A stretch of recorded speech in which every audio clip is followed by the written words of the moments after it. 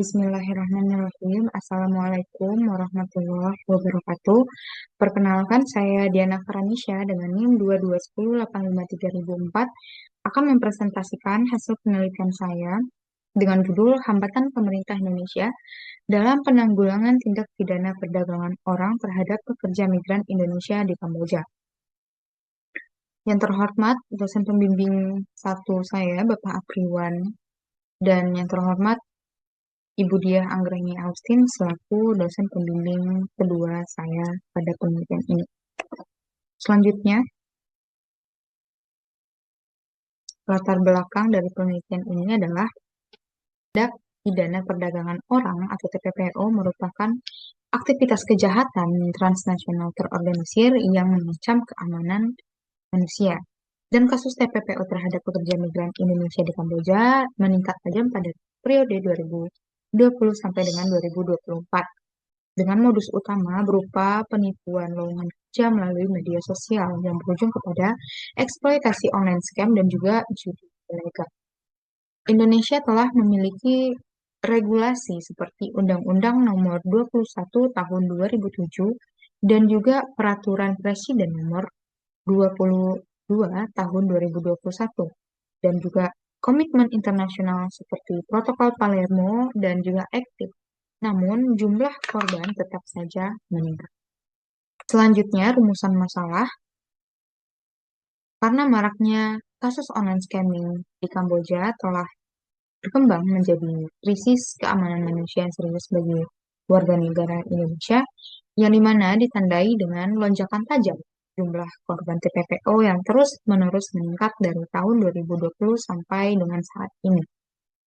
Meskipun berbagai instrumen hukum telah dilakukan, baik hukum nasional maupun internasional, akan tetapi implementasinya di lapangan masih terhambat oleh lemahnya koordinasi antar instansi, keterbatasan perlindungan konsuler, dan hal inilah yang menjadi celah pengawasan migrasi non-prosedural yang dimanfaatkan oleh para pelaku atau sindikat kejahatan. Dan oleh karena itu, penelitian ini berfokus untuk mengidentifikasi hambatan nyata yang dialami oleh pemerintah Indonesia dalam penanggulangan TPPO yang berbasis online scamming di Kamboja secara bertahap. Selanjutnya, pertanyaan penelitian yang dimana lahirlah pertanyaan penelitian yaitu apa hambatan pemerintah Indonesia dalam menanggulangi peningkatan kasus tindak pidana perdagangan orang atau TPPO terhadap pekerja migran Indonesia di Kamboja di periode 2020 sampai dengan 2024. Tujuan penelitian ini dilakukan untuk mengetahui dan menganalisis hambatan pemerintah Indonesia dalam mengatasi kasus perdagangan orang yang mana melibatkan pekerja migran Indonesia di Kamboja. Selanjutnya, manfaat penelitian. Penelitian ini memiliki manfaat secara akademis dan juga praktis. Yang pertama akademis, yaitu memberikan kontribusi terhadap studi hubungan internasional, khususnya dalam isu keamanan non-tradisional dan perlindungan pekerja migran. Dan yang kedua, menjadi referensi bagi penelitian lanjutan mengenai perdagangan manusia di kawasan Asia Tenggara. Yang selanjutnya, manfaat praktis yaitu meningkatkan pemahaman publik bahwa perdagangan orang merupakan pelanggaran hak asasi manusia yang tergolong serius. Selanjutnya, mendorong penguatan kerjasama bilateral Indonesia dan Kamboja dalam perlindungan warga negara Indonesia. Selanjutnya, tinjauan pustaka. Di sini ada 5. Yang pertama, analisis hukum terhadap implementasi perlindungan korban TPPO di Kamboja oleh Alia Putri di tahun 2025. Yang kedua, eksploitasi tenaga kerja migran industri judi online di Kamboja oleh Audrey Miranti di tahun 2024. Dan yang ketiga, the role of Indonesian government in mitigating human trafficking cases through social media by Audrey Aprilion di tahun yang sama, 2024. Dan yang keempat, Kamboja sebagai pusat perdagangan manusia internasional by Yuri Kanatali di tahun yang sama. Dan yang terakhir, kerjasama transnasional dalam pemberantasan human trafficking di Kamboja oleh Fianda Sonia Adelia di tahun 2022. Selanjutnya, kerangka konsep yang digunakan yaitu Implementation Policy Theory by Van Meter dan juga Van Horn di tahun 1975, yang dimana teori ini berpendapat bahwa semua tindakan yang dilakukan oleh individu ataupun kelompok, baik itu pemerintah atau swasta, yang diarahkan kepada pencapaian tujuan kebijakan yang telah ditetapkan sebelumnya. Selanjutnya, metode penelitian, unit dan tingkat analisis itu unit analisis pemerintah Indonesia dan unit eksplanasi, hambatan kebijakan, dan level analisis negara. Jenis dan pendekatan penelitian yaitu kualitatif eksplanatif, batasan penelitian di tahun 2020 sampai dengan 2024 dengan teknik pengumpulan data, studi kepustakaan, dan data primer dan sekunder. Selanjutnya, teknik analisis data oleh Miles dan Haberman. Yang pertama, pengumpulan data. Yang kedua, reduksi data. Yang ketiga, penyajian data. Dan keempat, penarikan kesimpulan. Untuk sistematika penulisan, di bab 1 itu menjelaskan mengenai pendahuluan. Yang bab kedua, menjelaskan mengenai isu perdagangan manusia di Indonesia. Selanjutnya, upaya pemerintah Indonesia. Selanjutnya, analisis hambatan negara Indonesia dalam penanganan TPPO di Kamboja, dan bab 5 membahas dan disusul oleh penutup. Selanjutnya, bab kedua yaitu pembahasan mengenai perdagangan manusia. Kasus TPPO PMI di Kamboja meningkat sangat tajam, yang mana dimulai dari tahun 2020 naik menjadi 50 kasus, dan di tahun 2021 119 kasus, tahun 2022 446, dan yang terakhir tahun 2022 sampai dengan 2023 yaitu 1233 kasus. Yang dimana karakteristik dari TPPO ini sendiri di Kamboja adalah yang pertama penipuan lowongan kerja via media sosial. Dan yang selanjutnya, para korban dipaksa bekerja di scam center dan juga judi online. Dan penyitaan dokumen dilakukan dan juga penyekapan serta kekerasan terhadap pekerja migran Indonesia. Dan selanjutnya adalah jaringan kriminal terorganisir lintas batas, dan terakhir korupsi oknum pejabat yang melindungi sindikat kejahatan ini. Dan faktor pendorong migrasi ini terjadi adalah karena pengangguran tinggi, yang dimana di tahun 2020 itu mencapai 9,77 juta jiwa, lalu di tahun 2024 menjadi 7,2 juta jiwa. Dan faktor selanjutnya adalah ketimpangan ekonomi dan rendahnya pendapatan. Nah, selanjutnya iming-iming gaji tinggi, yaitu berkisaran 40 sampai dengan 60 juta per bulan. Dan para calon pekerja migran ini minim literasi digital dan kewaspadaan, sehingga mudah terayu oleh iklan-iklan lowongan kerja palsu yang dilakukan oleh para sindikat kejahatan.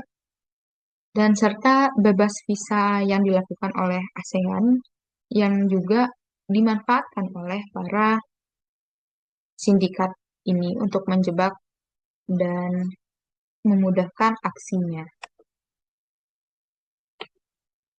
Yang selanjutnya bab ketiga mengenai penanganan TPPO. Indonesia sendiri telah melakukan berbagai upaya dalam penanganan kasus TPPO ini. Yang pertama, yaitu Indonesia telah melakukan pertemuan bilateral yang pertama kali dengan Kamboja di Phnom Penh, yang mana hasil bilateral ini melahirkan 8 bidang pertukaran info migrasi, pemberantasan perdagangan orang, pemalsuan dokumen, dan lain-lain sebagainya. Yang selanjutnya, penandatanganan Letter of Intent, yang dimana pertemuan bilateral kedua ini dilakukan di Bali, dan LOI ini mencakup pertukaran informasi, bantuan teknis, pengembangan kapasitas, dan rencana penempatan atase di imigrasi Kamboja atau di Phnom Penh. Selanjutnya kerjasama Forum ASEAN yang mana pada tahun 2022 yaitu Indonesia atau kerjasama ini telah berhasil memulangkan 484 WNI dari Kamboja. Di tahun 2023, sebanyak 10 WNI kembali dengan bantuan pemerintah Kamboja, Protokol Palermo, dan aktif sebagai landasan hukumnya.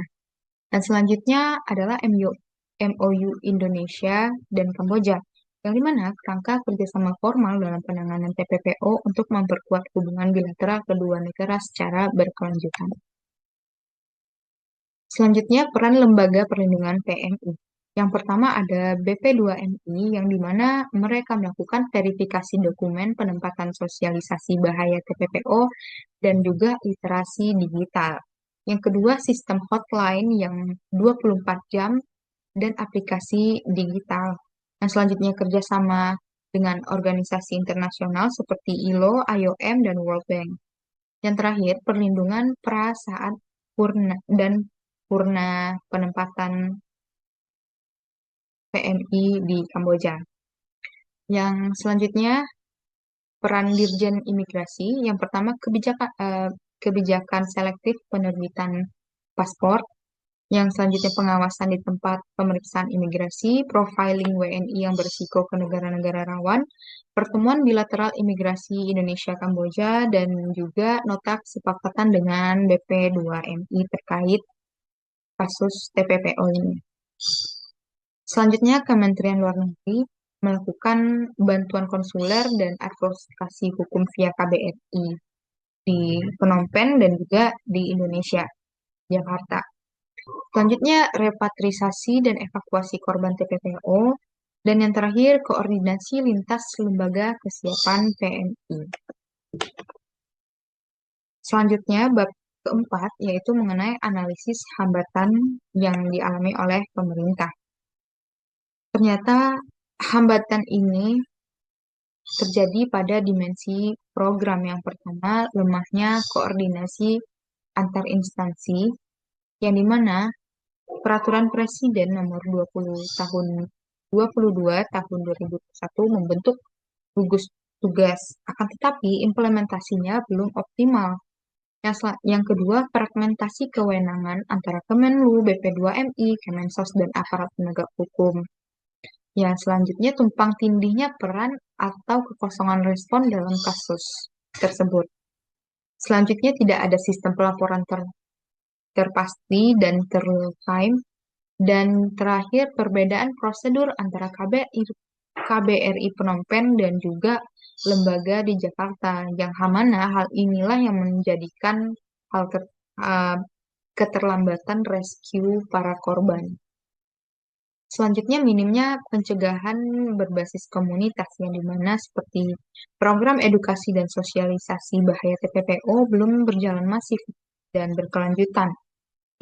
Dan selanjutnya, sindikat inilah memanfaatkan celah ini dengan tawaran kerja palsu melalui media sosial, serta iming-iming posisi formal di sektor administrasi dan IT dengan gaji tinggi, minimnya program literasi digital di daerah kantor PMI, dan yang terakhir, calon PMI tetap rentan terhadap jebakan sindikat perdagangan orang.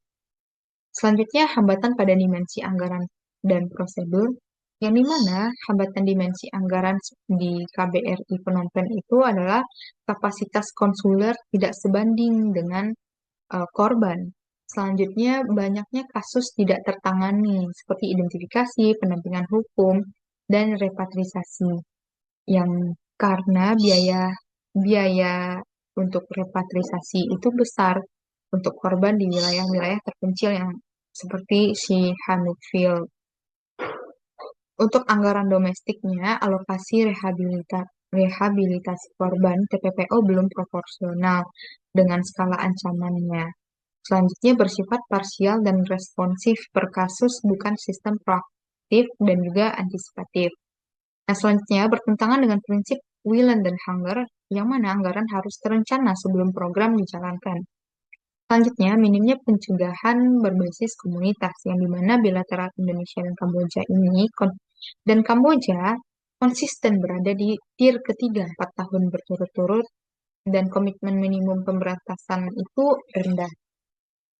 Selanjutnya, prosedur bilateral belum berjalan optimal tanpa komitmen dari pihak mitra, serta korupsi endemik di Kamboja menghambat penegakan hukum yang efektif. Selanjutnya, migrasi non-prosedural, yang dimana bebas visa ASEAN disalahgunakan jaringan kriminal untuk mengangkut PMI secara ilegal.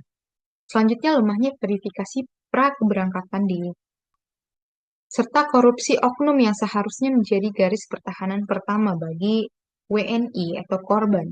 Selanjutnya, ya, geografis di Kamboja atau wilayah otonomi khusus yang sulit dijangkau bahkan oleh polisi Kamboja itu sendiri. Selanjutnya, kesenjangan implementasi dan implikasi. Yang pertama, komitmen normatif.